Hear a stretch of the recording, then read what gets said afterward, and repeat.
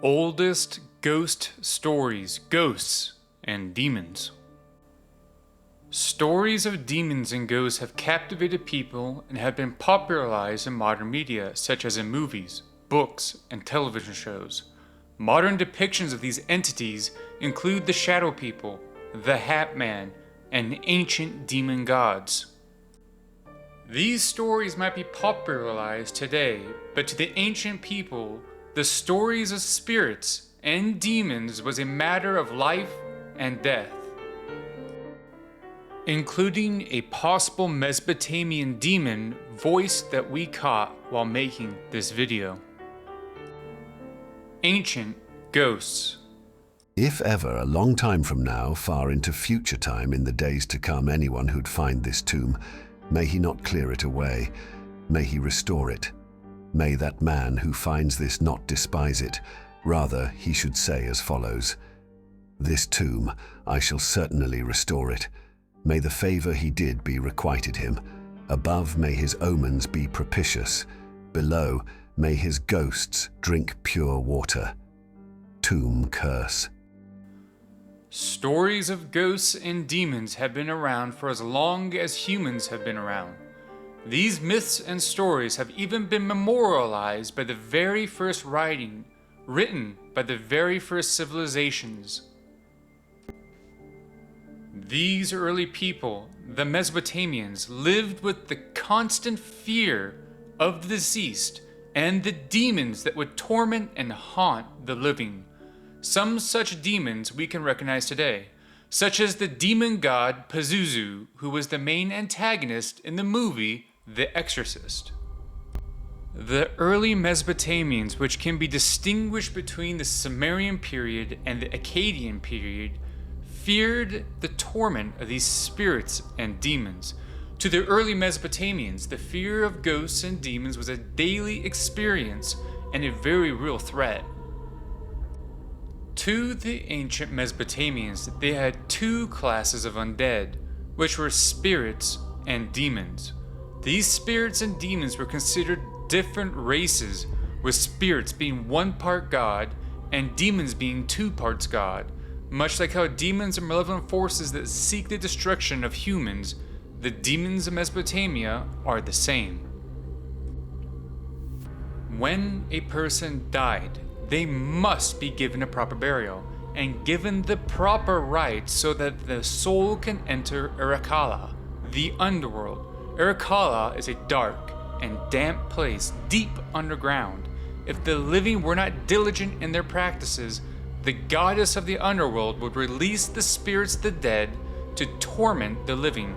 These spirits would often be deceased family members.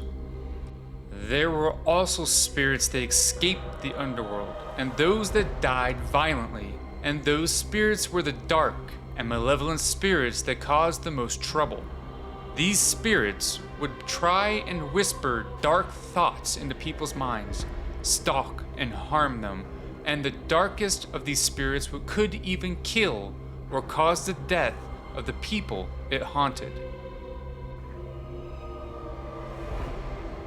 For simple spirits in a simple haunting, such as seeing a shadow figure at the corner of the eye, or feeling a cold chill and uneasiness, a touch of the hair or shoulder, a simple medallion could be purchased at a low-level priest, could be hired if the situation got worse.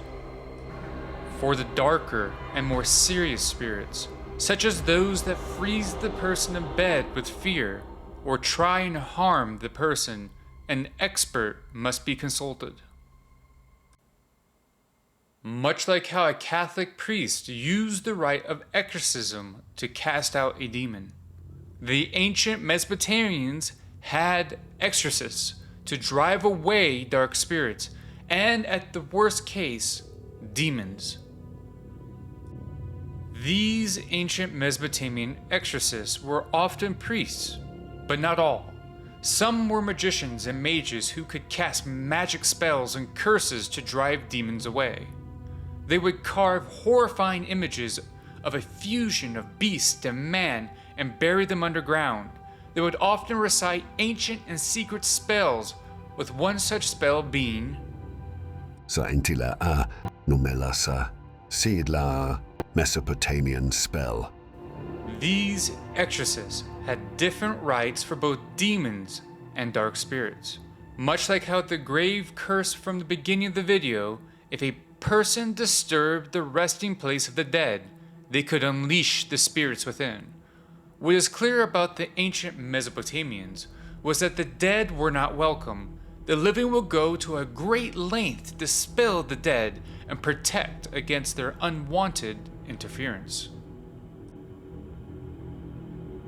At great cost, the living would pay priests and magicians to place curses and spells upon the dead. These can include simple spells to appease a long dead relative, to more complex spells to fight against evil spirits. One such spell includes Dead persons, why do you keep appearing to me, you whose cities are ruin heaps and are mere bones? I will not go to Kutha, the ghost's assembly point. You are conjured away by Queen Abatu, Queen Ereshkigal, and Ningishtinana, scribe of the gods, whose stylus is of lapis and carnelian. Mesopotamian spell. dispelling spirits was one of the primary jobs of these magicians. But there is also record of dark magicians that could summon the dead. These magicians were called Necromancers.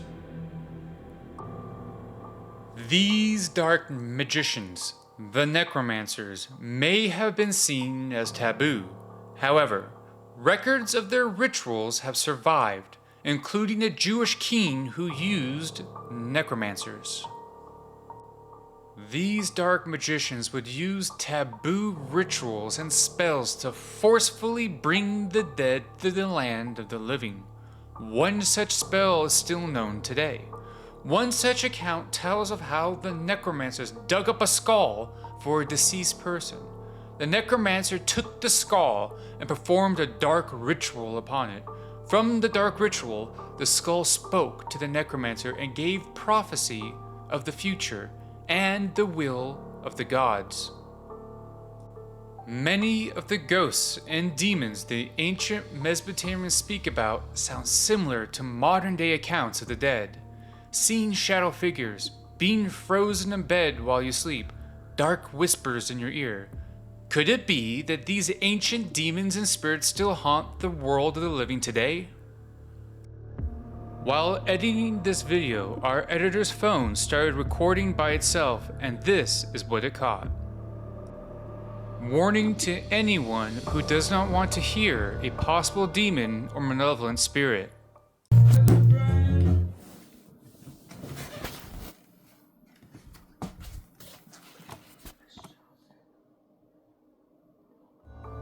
Here is the audio slowed down.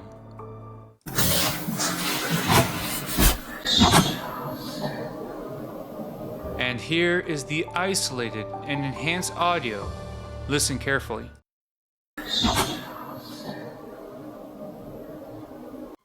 Since finding this audio recording, we have had some strange phenomenon in our office. Did it follow us home? What do you think it is? Is it the Mesopotamian spell or something else? We hear about people having a touch of the shoulder, a whisper in the ear, a shadow person.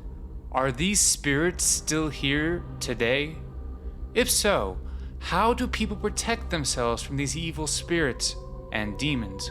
Let me know in the comment section below, and for more Supernatural History TV, like and subscribe.